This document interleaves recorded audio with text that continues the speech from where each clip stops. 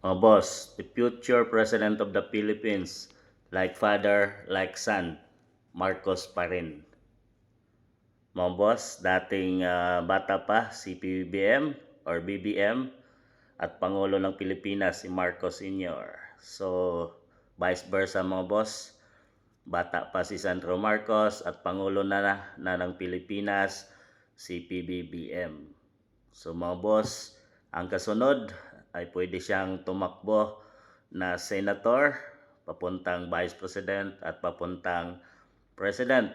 So hindi lang naging vice president ng Pilipinas ang kanyang ama na si BBM dahil natalo siya ni Leni Robredo noon, pero pwede siyang maging future ng bansang Pilipinas. So Marcos pa rin.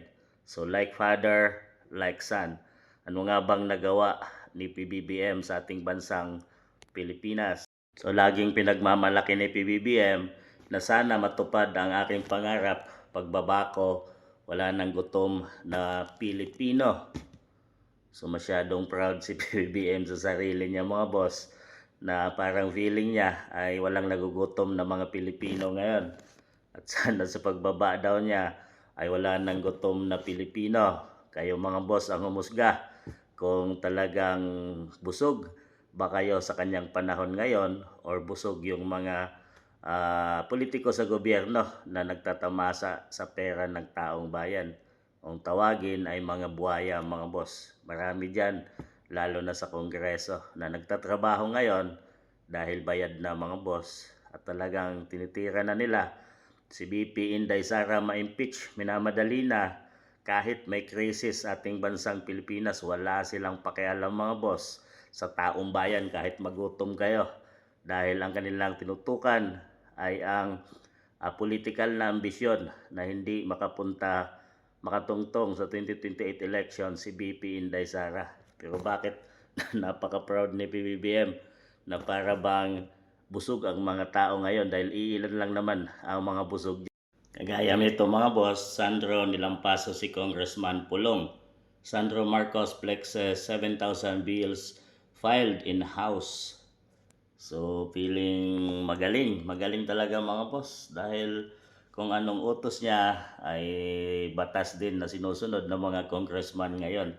At talagang pinagmamalaki na marami siyang nagawa na kasama ang kanyang mentor na si Speaker Martin Romualdez. So marami silang nagawa sa ating bansang Pilipinas. So karapat dapat nga na maging future president din siya mga boss dahil nagagawa din niya yung mga dapat gawin para sa mga susunod na presidente ng Pilipinas.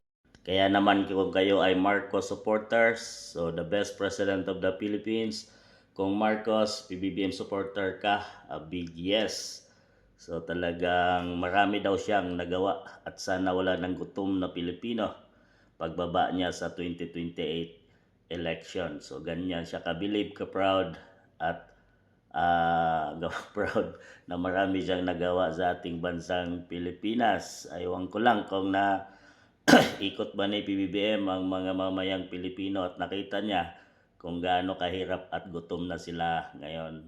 Kaya kung ikaw mga boss, kung ikaw ang tatanungin, aabot ka at tatakbo si Sandro Marcos kung kailan man niyang taon, ibuboto mo ba si Sandro Marcos dahil kagaya daw ng kanyang ama at lolo ay sila ay mayroong magandang nagawa sa ating bansa. So siya ba ay magiging future ninyo president sa mga susunod na taon?